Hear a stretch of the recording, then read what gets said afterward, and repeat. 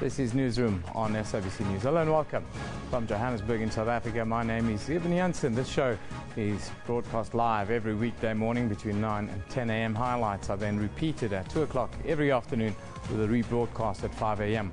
the following morning. We're also streaming live on YouTube between 9 and 10 a.m. every day, and the entire show can then be watched all day on our YouTube channel all around the world. Today we look at the inquest, the Tongaat Mall disaster that starts in KwaZulu-Natal today. Tomorrow is the deadline for public comments on the incremental introduction of African languages in schools in South Africa. And we look ahead to the first cricket test between Australia and South Africa that kicks off in Centurion tomorrow as well. First though, let's take a look at the news headlines.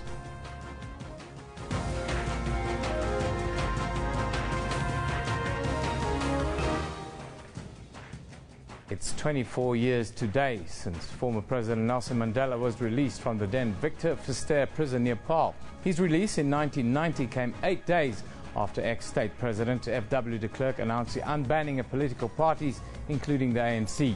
24 years later, the significance of Mandela's release is still being cherished. At least 15 people have died in 2 accidents in Limpopo and Mpumalanga. 9 people were killed in a collision involving a bus, a minibus taxi and a car outside Thohoyandou in Limpopo. In the other accident, 6 people were killed when a truck and a bakkie collided head-on on the N4 toll road at Elandshoek in Mpumalanga. And a 3-judge panel probing the match-fixing scandal in the Indian Premier League named the son-in-law of Indian board cricket chief N. Srinivasan guilty of illegal betting. The indictment came as the International Cricket Council named Srinivasan as chairman of cricket's world body. Between November and January, South Africa experienced 2,947 service delivery protests, most of them in KwaZulu-Natal, Gauteng and the Western Cape. It is estimated that there are at least 5 protests a day, according to the Institute for Security Studies. Police figures show that protests are becoming increasingly more violent. Last week, a number of protests erupted, this mere days after President Jacob Zuma called on the public to act within the law and police to exercise restraint. To talk about this, we are joined in our Pretoria studio this morning by senior researcher for the Institute of Security Studies, Dr. Johan Burger. Good morning, Doctor. Thank you for joining us. Good morning. Dr. Burger, it's a rather alarming trend. South African protests are becoming increasingly more violent. Do you have any idea why this is? Well, you know, we've seen this trend developing over the last number of years. It's not just something peculiar to this election year. In fact, if you look at service delivery protests only, then we see that we had in 2008 only about 24 of these protests. Last year, in 2012 rather, it was up to 173. So from 24 in 2008 to 173 in 2012, and in 2013, the latest figures we have for that year was 155 by November. So it shows a continuation in the upward trend, and we know about 80% of these are violent. We also know that the reason why these protest actions are violent or becoming more violent is that protesters believe this is the only way that they can attract attention to the problems and the needs. So now that it's election year, I think it becomes more so because people are hoping, especially in the poorer communities, the neglected communities, they are hoping that with elections approaching, that hopefully politicians, local governments and everybody else will pay more attention to their circumstances. I spoke to the ISC yesterday after the protest marred registration process over the weekend, and the Deputy Chief Electoral Officer told me that in their estimation there is some element of a political problem within protests in South Africa, and some of us, or there were reports about political parties making a bakkie available to drive tyres to be burnt and so forth. How much do we have this political element involved in stoking the fires of these violent protests? Well, we don't have figures for those. We know that there is some evidence. We've seen some of the footage. Clearly, some political parties are attempting to exploit the situation. It doesn't mean that this is only because of the involvement that these things happen. As I said, it's been building up, especially since 2008, year on year. We also know that even before this election year, there were some cases, I don't think that's widespread, but where local councillors who knew that they were losing their support would instigate violence in the hope that they could then blame this on someone else or in some way exploit the situation to retain their position. So certainly there are individual cases where political groups or certain officials try to exploit the situation to their advantage. Doctor, can we differentiate between general violent conduct, lawlessness, and political opportunism in this instance? I think we can. There's a fine line between the type of violence that we see associated with these protest marches and a general lawlessness. In a way, these are interchangeable issues. And this is, I think, what makes it all the more difficult for the police to deal with. And then certainly, this is clearly distinguishable from the exploitation by certain political groups. I mean, there's nothing wrong, I think, for political parties that correctly points out the weaknesses that exist and that gives rise to these protest marches. I think that is important that this happens. This is part of democracy. But I think those politicians who instigate violence as part of these protests, that I think contributes to this climate of unlawfulness. Police, you mentioned police a little bit earlier. Police conduct has also come under the spotlight in recent times. What's your comment on the way the police have managed the situations around the country? Well, it's clearly a problematic situation, for both sides. On the one hand, you have a police service that is under pressure for so many reasons. And then if you look at the public order police units, they have lost half their capacity in 2006 when they were so-called restructured. They are still about 35% below the level, the staff levels that they had in 2006. So clearly, with the huge increases that we've seen in public violence and public gatherings of all kinds, that the police, public order police unit simply does not have enough capacity to deal with these increasing problems, and they have to call in support from police stations. Very often, members then called from police stations are either untrained for public order policing or not well enough trained and even equipped for this situation. So I think this is a recipe for disaster, and we often see this playing out in practice. Dr. Johan Burger, thank you very much for joining us and giving us an insight this morning. That's Dr. Johan Burger who's a senior researcher at the Institute for Security Studies. We move on. A public inquiry into the Tongaat Mall disaster north of Durban is set to start today. 2 workers were killed and 29 others injured when a large part of a multi-million-rand building that was still under construction collapsed in November last year. The inquiry, in terms of the Occupational Health and Safety Act, will be chaired by Labour Department Deputy Director Phumi Mapapa. The inquiry will be held at the Tongaat Municipal Building close to the site of the disaster. Ayanda Mplongo joins us from the Tongaat Municipal Building. Good morning, Ayanda. Are you there? A very good morning to Evan. Ayanda, this is a much anticipated event. Just tell us, what is the expectation from this Commission's first day today?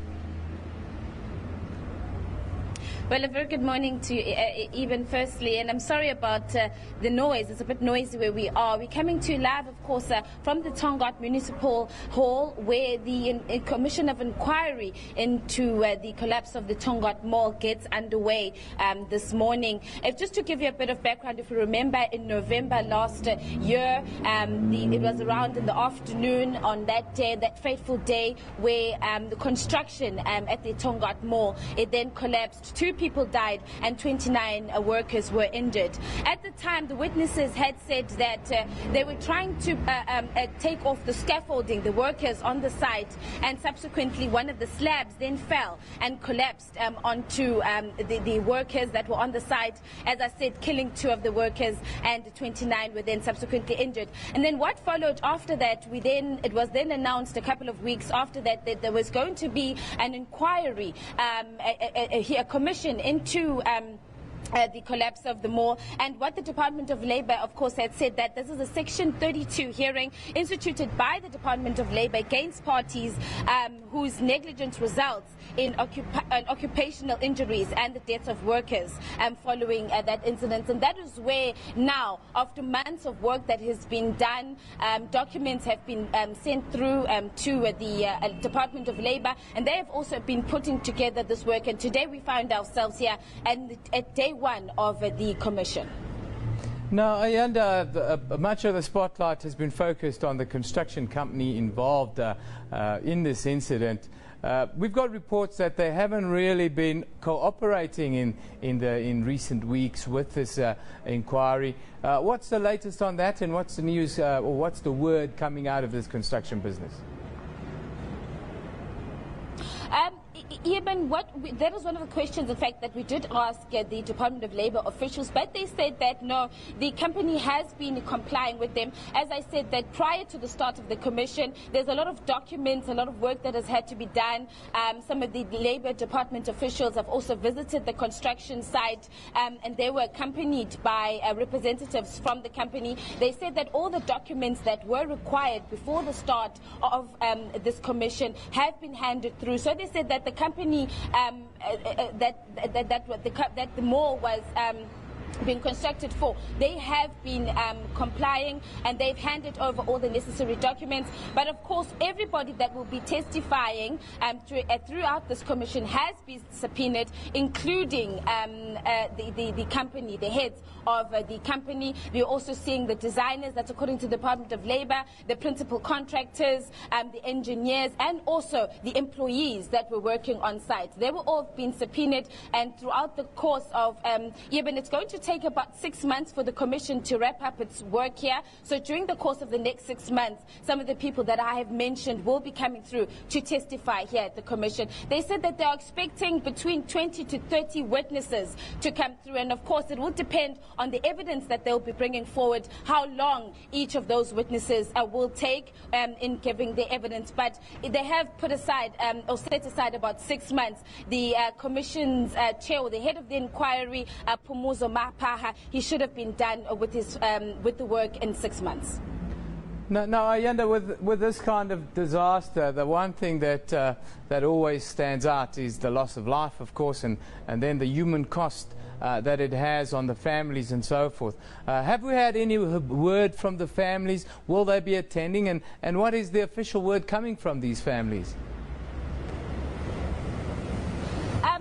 Even it is likely that the family members will be coming through to the commission. We haven't really spoken to them yet, but we will obviously find out now. The Department of Labour didn't exactly give us, prior to the start of the commission, didn't give us a list of the names, but they said that they will be made available to us today. But of course, their colleagues as well, the other employees that they worked with, they are going to be coming here to give evidence. So we will be talking to them during the course of the commission. But you must also remember, Eben, that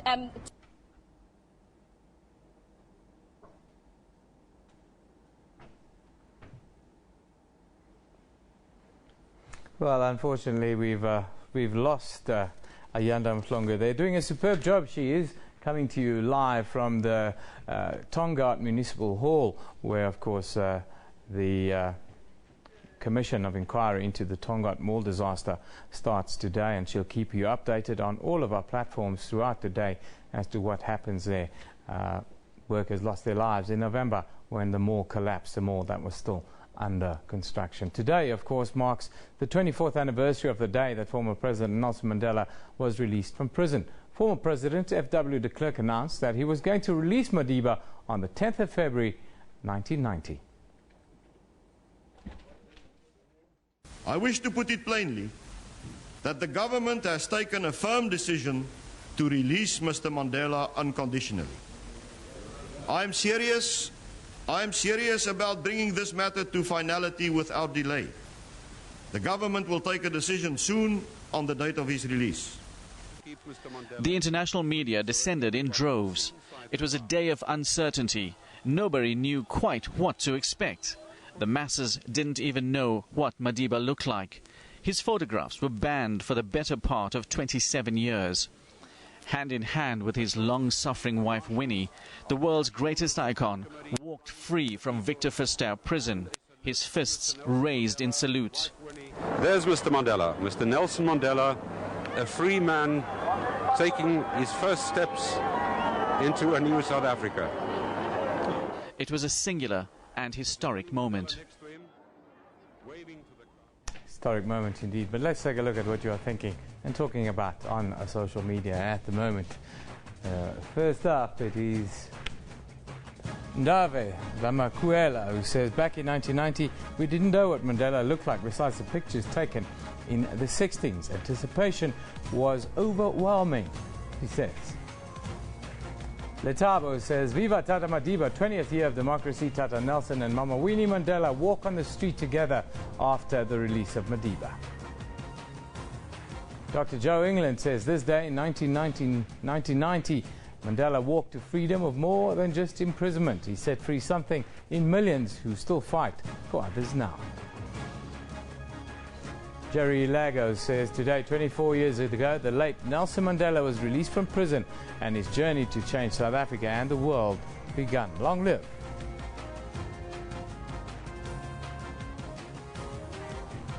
Well, after a short little break, we'll look at the introduction of Black African languages to the school curriculum here in South Africa. Don't go away. You're watching Newsroom on SABC News.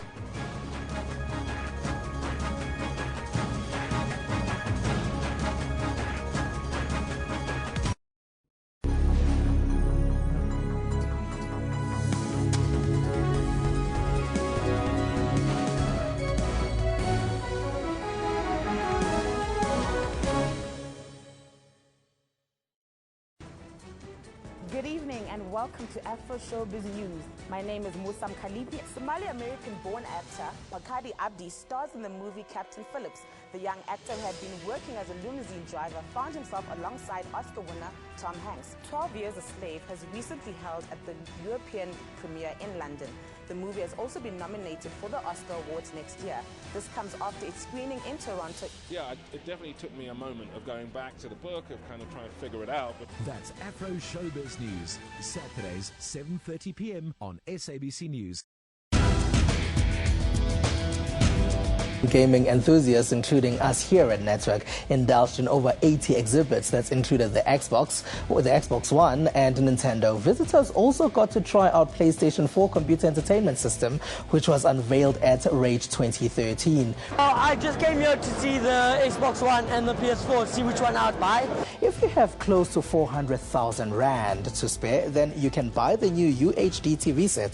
Samsung has launched cheaper models, but cheaper doesn't necessarily mean cheap. South Africa has just received the country's first surgical robot, but the robot isn't quite taking over from your surgeon just yet. That's Network, Sundays, 7:30 p.m. on SABC News.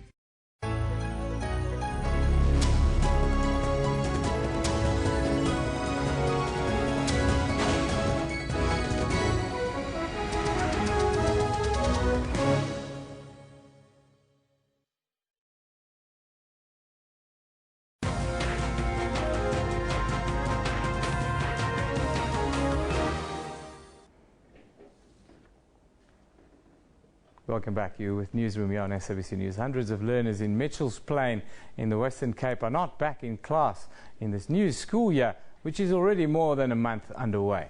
300 grade 1 learners had to stay at home for the past month because there's no place for them in the school. Now, the chairperson of the Mitchell's Plain Education Forum, Vernon Adams, joins us today in our Cape Town studio. Good morning, Vernon. Thank you for joining us. Good morning, Yevon. It's good to be with you, but I'm not the chairperson. I'm the media spokesperson. You're the media spokesperson. Sorry there, Vern. I didn't get it right. Thank you for the promotion. Absolutely. This is a very worrying topic we're talking about. A month after the schools have started, kids are still not in school, especially grade 1s. It doesn't look right. It's a crisis, and it's one that we're overwhelmed with the community demanding that not only should these learners be placed, but that there must be better management of enrollment. And I think the Western Cape Education Department needs to be honest about where it's failing in that process. And as an education forum, we've had to create a crisis center just to manage some of the youth at risk. So we're actually housing young learners during the day to assist their parents. The question, is it overcrowding? Is it poor management? Is it availability of facilities? Is it all of the above? And how do we move forward now? Our expression is always that, and today, on a day when we commemorate Nelson Mandela's freedom, one of the greatest gifts of that freedom is having this right that all children should be in a classroom. And I think Tata Madiba lived for that. In communities, we still find this undermanagement of educational services. And I think in a province that claims so much advancement and, claims to be one of the top performing provinces, to see that in places like not only Mitchell's Plain, Khayelitsha on the west coast, there are hundreds of learners in predominantly coloured and black townships that are still not placed in schools. It is a failure of the education department. Is it a failure of the education department only, or do we still have that divide that we always seem to have in the Western Cape, where if you're on one side of the mountain, you're the haves, and if you're on the other side of the mountains, you're the have-nots? And it seems that despite this administration claiming all that they have, we've had very little change in the lives of people on the Cape Flats and in the townships. Is that accurate? Personally, I would agree with you to an extent, because living in Mitchell's Plain and knowing how little has really fundamentally changed there as a resident, one sees that on the ground. But it's also the relationships with civic organizations. It's those provincial government relationships that have to be better. And there, I think we as an organization and everyone just feels tasked to work harder for children, because children are not statistics. It's not the numbers that politicians should be throwing around or government organizations should be talking about. But children they're our future leaders. They are the capital, the knowledge of this country moving forward. If we don't educate the children on any side of the railway line, we're failing. We're failing the country. Now, Vern, it seems as if, as always the case in the Cape, there seems to be a lot of politicking, and the futures of our children becomes a political play ball in a way. What are you guys calling for, and how would you like to see this play out in the next couple of months? Well, for cooperation and understanding, and I think the relationships have to change. Even as you were speaking earlier, that situation on the Cape Flats, the divide, is almost relational.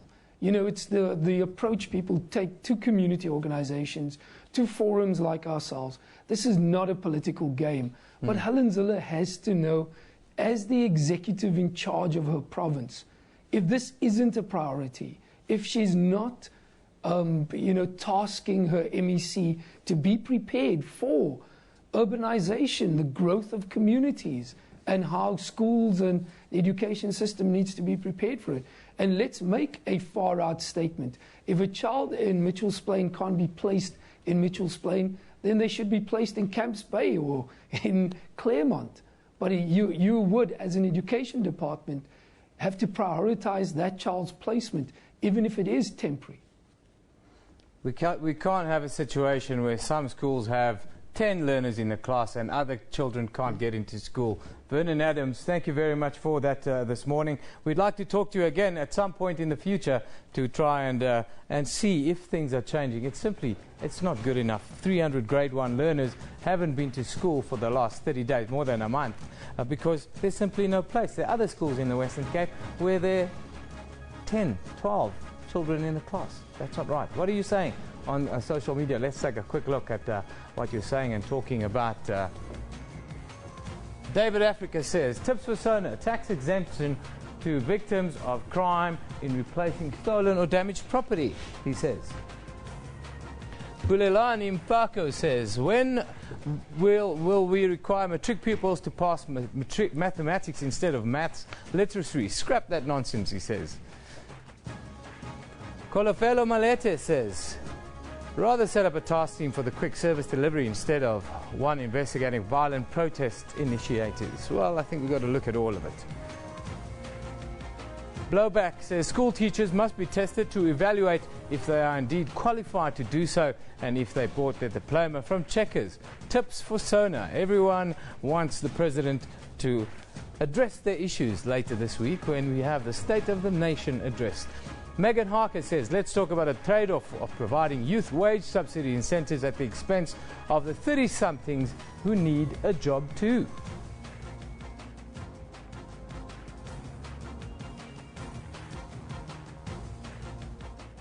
Well, keep your comments coming. We love interacting with you. We love hearing what you are saying. Of course, it's at SABC Newsroom on Twitter. That's where we live. Or at SABC News Online. That's the wider product.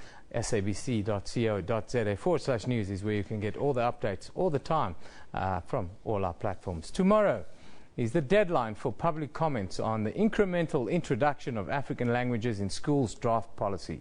From next year, it could mean longer school days as grade 1 pupils will be introduced incrementally to African languages until 2026, when it will be introduced in grade 12. Now, in studio today, we have Margie Ern-Smith from the Home Language Project, a non-profit organization that promotes the ongoing learning and use of African languages alongside other languages for international communication. Good morning and thank you for joining us. Good morning, Eben. Thank you. Some people say it's long overdue, this move. But can you explain to us the changes that this policy would bring to the current education system? Well, Eben, in a nutshell, and remember that it's an incremental policy. Yeah. So it's going to be year by year from 2015. Yeah. But in a nutshell, it's going to mean that all learners, every pupil in the country, will learn 3 languages at an academic level. Yeah. That's either a home language or a first additional language level. Academic level where they'll be required to read, write, and engage with the literature of the language proficiently. So that's the core of it. 3 serious languages. The deadline for public comment is tomorrow. Just highlight your comments or grievances that you might have with this policy, as you say. Well, first comment is a really good one. I think it's excellent that it's been put out there. It's got people seriously talking, and they've needed to talk seriously for a long time. But it's also, it puts up 2 good points of departure for addressing the real critical issues. The one is the need for African language pupils to learn their own languages seriously. Yeah.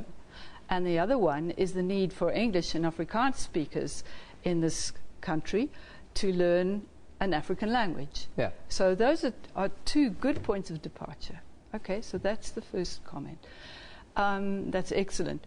But can I put in the buts now? Yeah, please do. Because I think they're serious buts. Yeah. But firstly, that's not good enough. We need another pillar to the conversation, and that is the need for modern African language pupils to become highly proficient in English. They need to be highly bilingual in their own language and in English. They need that. And that's sort of missing from the conversation.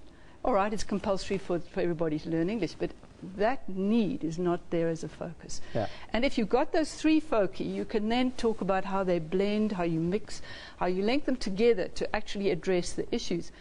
And then it brings me to my second big but, and that is the focus of the whole policy as it then develops. It starts very well in the preamble by homing in on the key problem in education, which is the disadvantage faced by the second language learner in the monolingual English classroom. Yeah. And here we're talking about language of learning teaching. We're talking about the medium.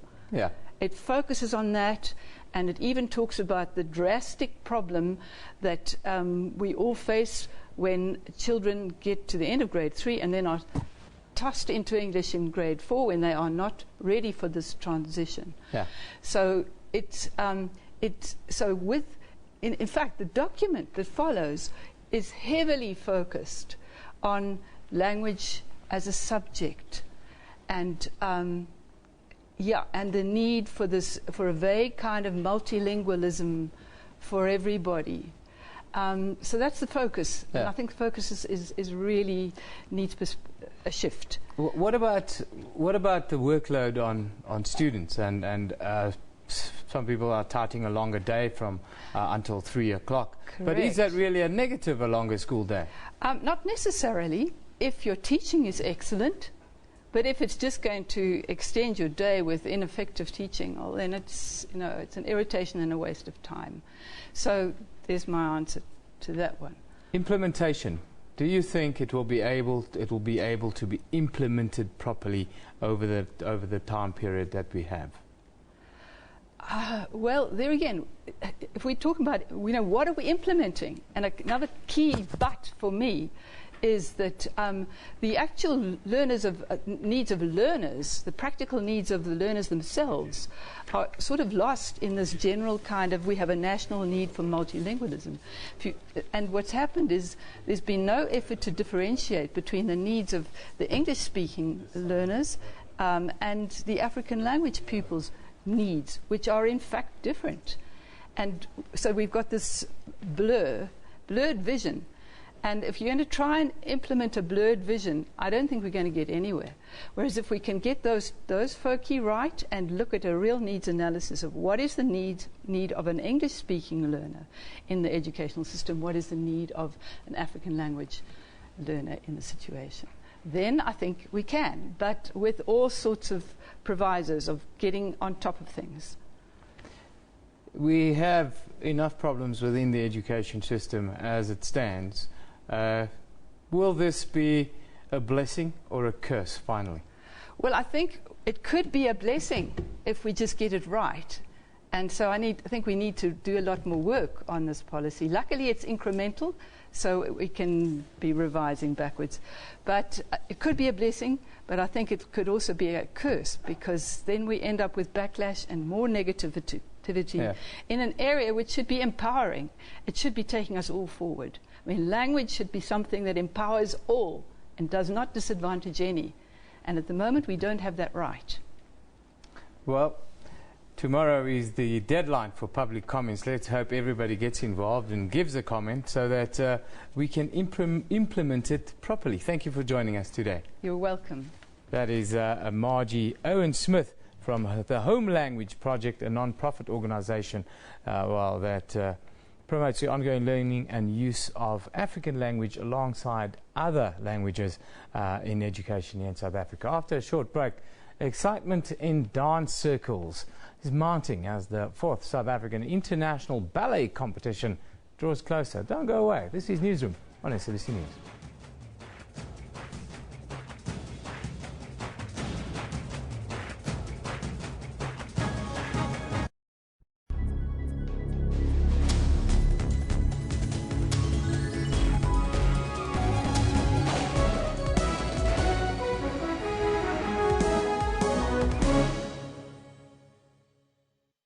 To Your World on DSTV channel 404. Let's take a look at stories making headlines. Unfortunately, most of the deaths occur in children in sub-Saharan Africa. And so the original focus and the continued focus of this vaccine is on preventing that disease and death. What happens when you stop by an official who turns out to be, well, the president? We're checking license.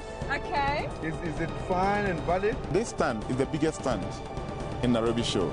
Of course, we have won the best foreign private exhibitor. And that was Your World on SABC News, 4:04 on DSTV.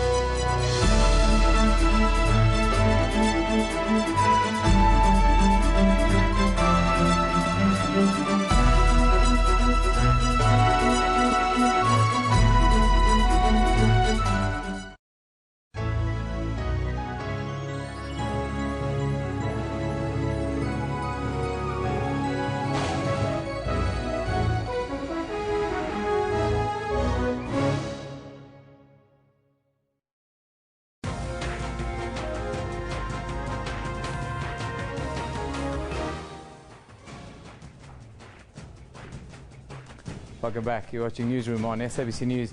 Let's take a quick look at your news headlines. It's 24 years today since former President Nelson Mandela was released from the then Victor Verster prison near Paarl.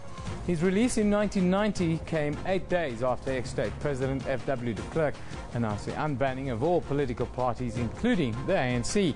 24 years later, the significance of Mandela's release is still being cherished. At least 15 people have died in 2 accidents in Limpopo and Mpumalanga.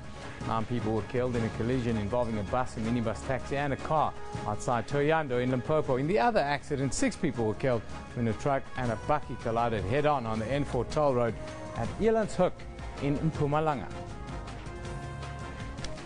And in cricket, a three-judge panel probing a match-fixing scandal in the Indian Premier League named the son-in-law of Indian Cricket Board Chief N. Srinivasan guilty of illegal betting. The indictment came as the International Cricket Council named Srinivasan as chairman of the cricket's world body. Now, the much-awaited cricket series between the Proteas and Australia gets underway at Centurion tomorrow morning. Australia is visiting the world's leading cricket nation after demolishing England down under recently. Australia already started the vocal war after their Ashes victory, saying they have the best pace tour in the world. It's also the first test match where South Africa will have to do without the services of all-rounder Jacques Kallis. Now, in our Cape Town studio, we are joined by former professional cricketer, now SABC journalist, Craig Murray. Good morning, Craig. Thanks for joining us. Pleasure. Great to be with you, Evan. It's going to be a humdinger, this one, isn't it, Craig? Yeah, and it's a lot of people can't wait for it to happen tomorrow. Should be great. Always great series against Australia, but extra bit of spice now. South Africa #1 in the world. And as you say, the Australians, they're talking the talk, whether they can walk the walk after that 5-0 thumping of England in the Ashes. Now, where do you see the balance between the sides? Is it as simple as South Africa's pace bowlers against their fragile batting? Is it as simple as that? Yeah, you know it's not here, but that's why Test cricket's so great. There's so many little intricacies and little things that can happen. The wickets, the conditions. So there's so much to play for. South Africa must start as favourites. They're #1 in the world. I mean, they're way ahead. The next team's 12 or 13 points behind. They should be used to the conditions. But it's like international cricket, international sport. If you're not 100% on the day, you can come short. So it should be a great series with all sorts of things. Obviously, the fast bowlers, the batting, the spinning, the conditions. There's so much at stake. But you have to fancy South Africa as favourites. Now, Australia have lost Shane Watson in the last week. He's out. That's a big blow. He's a key player in that team. Is it almost like them, like us, losing Jacques Kallis before the series to retirement? Is he that important to them? Never. No one is as important as King Kallis. But it's all about the balance. You know, the balance of your team. Whether it's rugby as well, you can't just go and attack and not have defence. The balance of the team is so important to have batsmen and then enough bowlers. So it will be a loss, not as big as Callis, but he is important. He hasn't actually bowled that much lately, and they have guys like Steve Smith and Michael Clark with his riggedy back, even Dave Warner with his leg spinners to sort of be the fifth bowler. But it is a loss. Australia always have a lot of depth. So there's this guy, Phil Hughes, who got 200s in South Africa in a test match. He might come in. They're not sure how they're going to go. There's a guy, Moses Enriquez. He might be the sort of all-rounder, or they might go with too many batsmen, put in Sean Marsh, who's come back into the squad, and Phil Hughes. Then there might be a bowler short. So it will just the balance of the team. But as you know, South Africa also, which team are they going to pick now that Callis is not there? I wanted to ask you that it looks like they're desperate to pick Parnell. Is it a question of the PE boys looking after each other? Well, you know, he's obviously come from PE. He's worked a lot with Russell Domingo. Maybe they've seen a lot in practice there. Maybe they want to come and bomb the Aussies, you know, with Dale Stay and Morne Morkel, and then Wayne Parnell can bowl at 150. He certainly seems to have the inside track, although Ryan McLaren will come into the making. And there's also talks that Rory Kleinfeld's done really well in their warm-up games. So Rory Kleinfeld. There's also talk Robin Peterson has never really let the side down. You know, the last game, the test match against India, he got 4 wickets. And then if you remember 2012 against Australia, he got Michael Clark and he got Ricky Ponting out in his last over. So there's even talk that maybe they won't go with Robin Peterson as a spinner, that Dean Algar might come in at number 7 and bowl a little bit of left-arm spin. But I wouldn't go into a test match with part-time spinners in JP Duomini and not against Australia, and the likes of... And the likes of Dean Algar. Not against Australia. They love to have a go at the spinners and the part-timers. They'll give him a pasting. Imran Tahir can talk all about that. I wanted to ask you finally about captaincy, how important captaincy will be in this series. And then the Aussies always target the opposition captain. So Graham Smith, you can expect a bit of the baptism of fire, really. Yeah, you're right. You know, they'll come with aggressive brand of cricket. Smith's been there, done it. They've won 2 series in back-to-back series in Australia and in England as well. So he's been through it. He's really tough. I mean, when it comes to Test cricket, Graham Smith is a great leader, great player.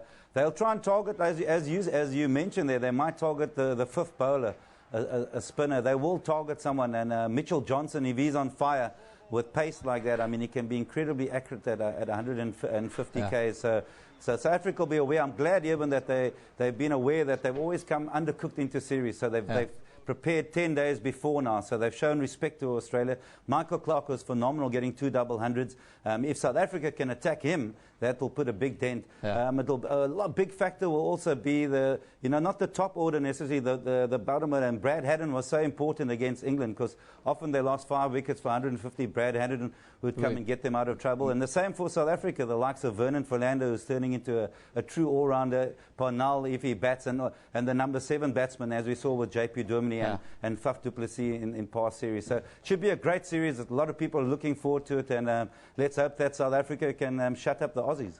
Are you taking the day off tomorrow, Craig? I'm not so lucky when they're working us hard down here south. Okay, enjoy the day.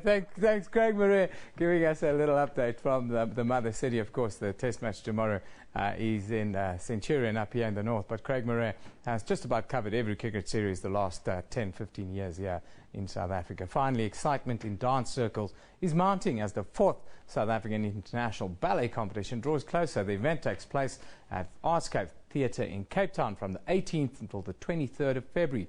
Formerly known as the Cape Town International Ballet Competition, it is the only event of its kind on the African continent and attracts top dancers from South Africa and the world. I'm now going to hand you over to our producer, Katrine Milan, who's standing by with more on this story. Well, thank you, Evan. Yes, and I'm joined by the CEO of the South African International Ballet Competition, as well as one of the dancers that will be competing at this year's event. Thank you and welcome, guys. Thanks, Katrine. Dirk, I would like to start with you. Can you tell us a bit more about where this competition started, how it has grown, and all of that? The competition started in 2008. We had our inaugural competition. It was called the South African International Ballet Competition then. And the whole purpose of the competition was to try and find ways of inspiring South African audiences, dancers, teachers to improve the standard of training in South Africa.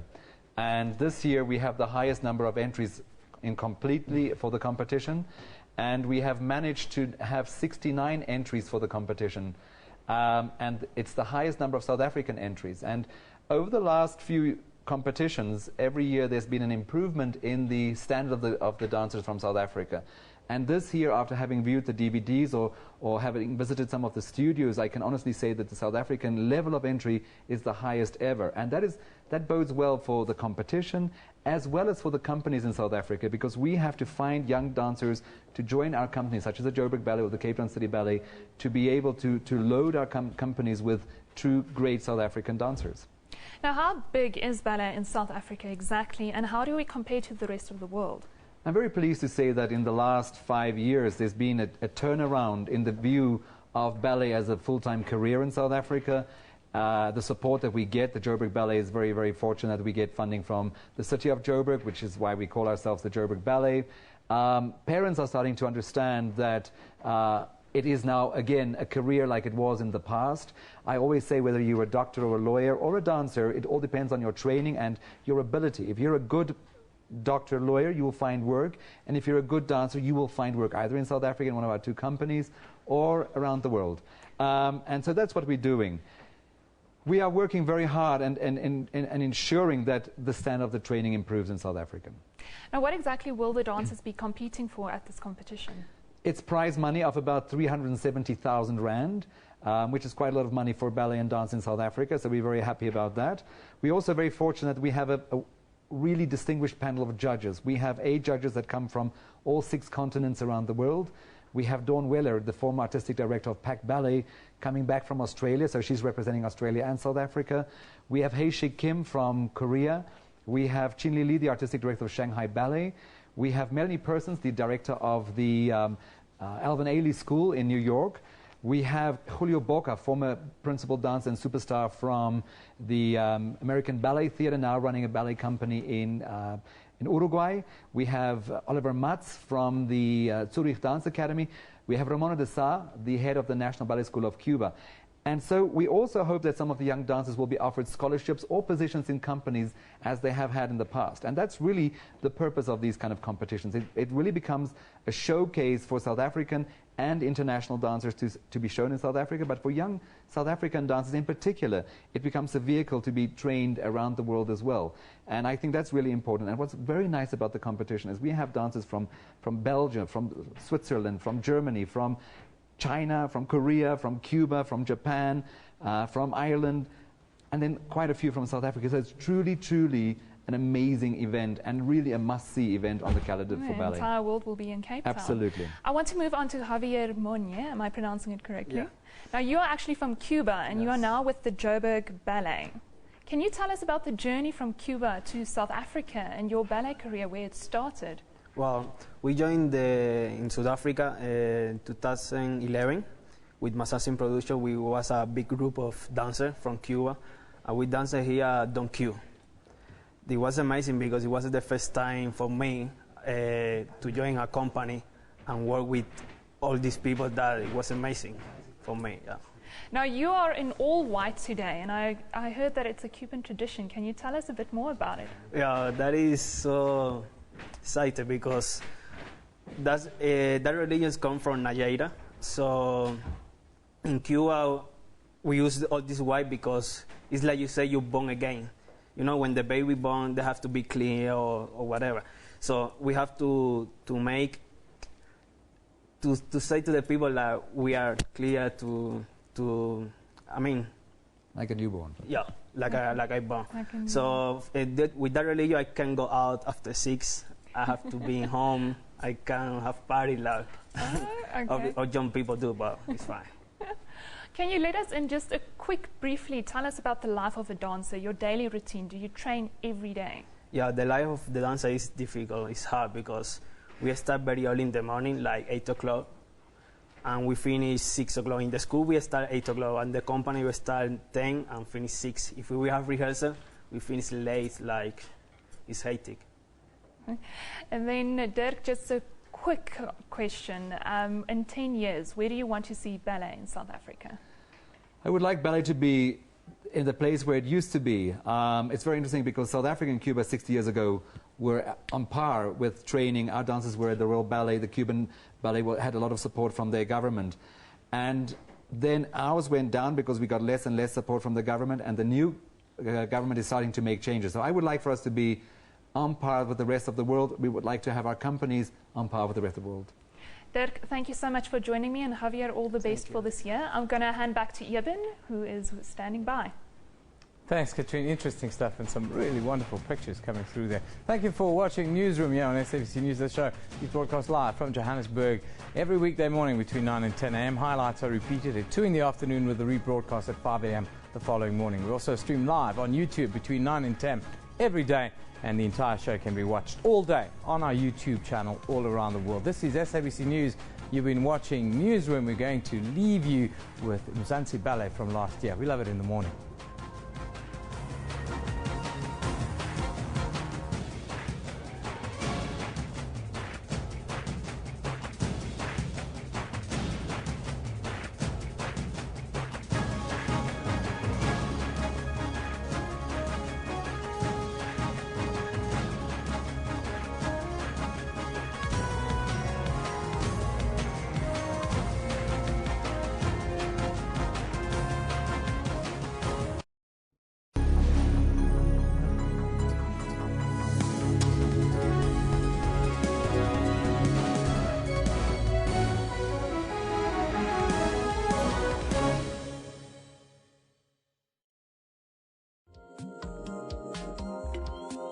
This is the program in which we showcase different aspects of government. The Northern Cape is a land of many diverse cultures, of frontier history and brave missionaries. It also has countless challenges. The Northern Cape has been plagued by especially alcohol abuse, rape and common assault and things like that. More opportunities are being created each year to benefit all in the region. This is a nation at work.